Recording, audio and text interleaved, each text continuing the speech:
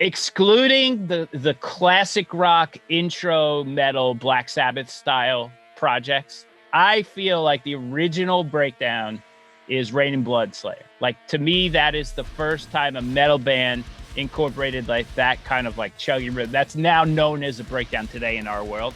So number one in my list, in no particular order of my favorite, but I have to start at the beginning with Rain and Blood, because I think that is where it started in this genre.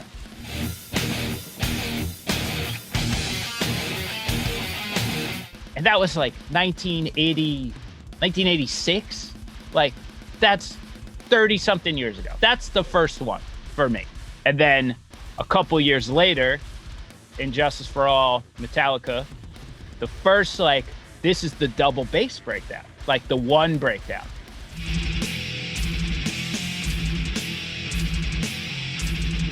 You know, here's this whole ballad song, and then it takes this turn, and then you get this double bass breakdown. I mean, there were other thrash bands at the time and other bands that were incorporating that kind of stuff, but that was the one where I was like, that was the one that put it on the map, where it's like, oh, cool, this is like this new, we just do start and stop chugs with this double bass pattern, and it was such an iconic part for the band at the time, too. It was like, that's basically a breakdown. Like, that breakdown's still being played today by like metalcore bands and hardcore bands. Pantera would have to show up shortly after that. I think you could pick a few songs on Vulgar Display of Power, and this breakdown could, and the breakdowns could be interchangeable as being iconic, but the slow down breakdown on This Love happened.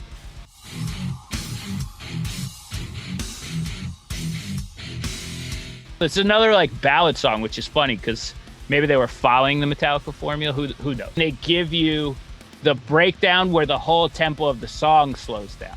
And that is like a super common move and has been forever. You know, it's worked its way into a hardcore and metalcore bands all the time. You slow the song down for the breakdown. That, to me, that was like the first one. That was like early 90s at that point. And that was like the first time, at least I remember hearing a breakdown that hit way slower than when the song hit. And then the point where I think the bar got set for breakdowns came shortly after that. Sepultura, Propaganda. The end of that song is like the masterclass of all the things you do with a breakdown.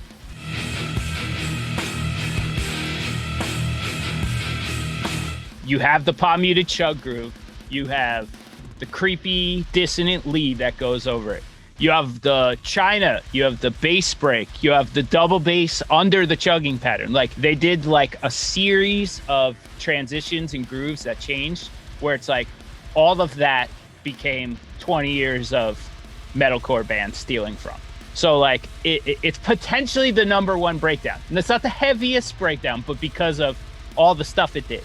I think around that same time, Machine Head had Davidian, which is the triplet breakdown. It's also the hi-hat breakdown. It was also one of the first ones on this list where they threw a weird time signature kind of thing in. There's the extra beat on it.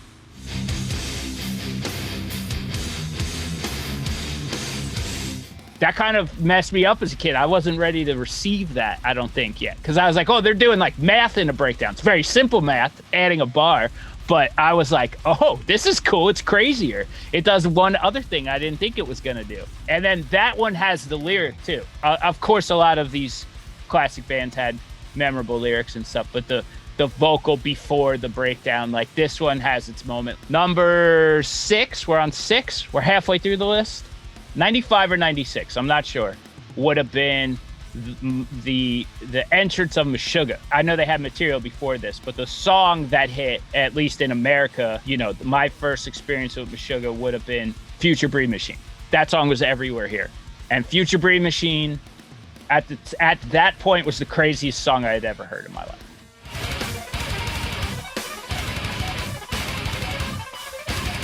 '90s Meshuggah was a different beast. They had incorporated this polyrhythm China breakdown into Future Breed Machine, and it was the part, and I'm sure it's the song that put them on the map. It's got the dissonant chords too that start to show up there that were just copied and done to death by every band for the next 20 years after that. So to me, those are the innovators. Like everything I had just listed, those were the ones that I feel like really set the tone.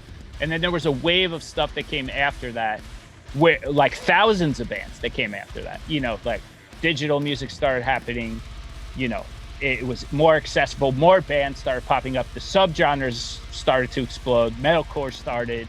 Now it's hard.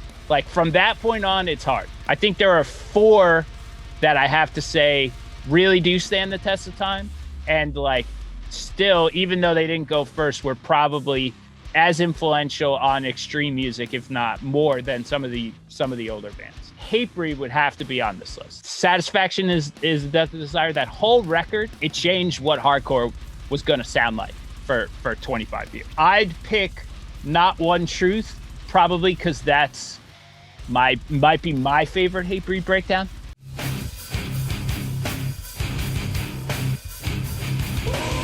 It's the hi-hat breakdown, it's the hard lyrics, the tone, the aesthetic of the whole thing. That made hardcore bands go, oh, we got to sound like Hatebreed now. They defined the genre, they have to be on this list. Same genre-defining music, just in a completely different place, which is probably my number 8. New Jersey born and bred, Dillinger Escape Plan puts out 43% Bird. Dillinger's brilliant, and their music is incomprehensible, but this was, at the time, they gave you this terrifying breakdown part.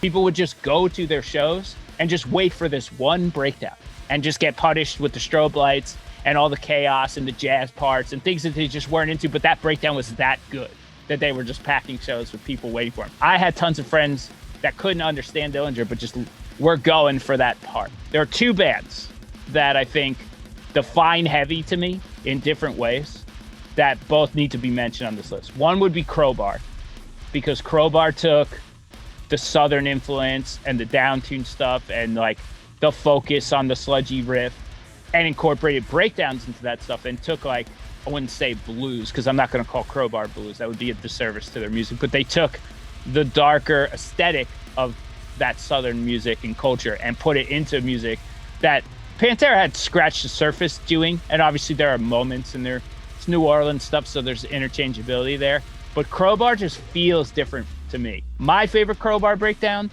is To Carry the Load.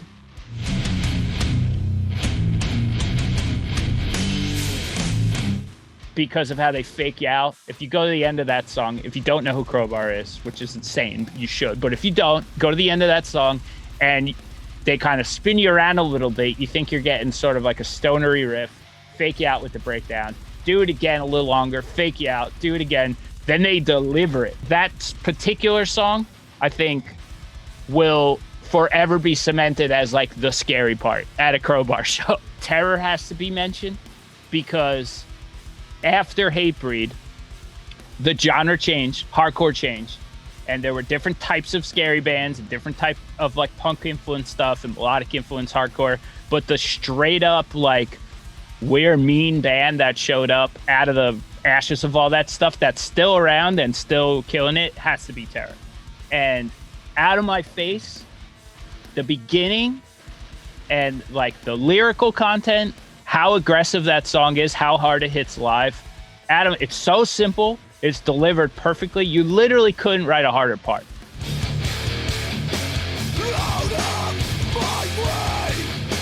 That's my number 10. Then 10 years, 20 years pass, and everything sounds the same to me because I'm old and jaded now. But those were the ones that did it for me, and I think they all still hold up. They're all still influenced bands as much as they had 10, 20 years ago. The best one today, out of everybody who's doing it, is Knock Loose.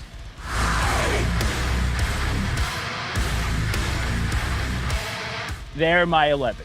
The band has perfected the art form of wearing their influences on their sleeves, borrowing from all the stuff that I just mentioned, plus some of the darker hardcore stuff like Disembodied and Martyr AD, like that era of bands, and all the newer current hardcore bands that they're just so in like sort of in bed with and connected to. They really are the sponge of everything that's cool about aggressive, scary music. You can't be heavier than them. Like if we're talking about breakdowns and stuff, they are the kings of it right now. They'll write a breakdown. They'll go, what if let's just do another one?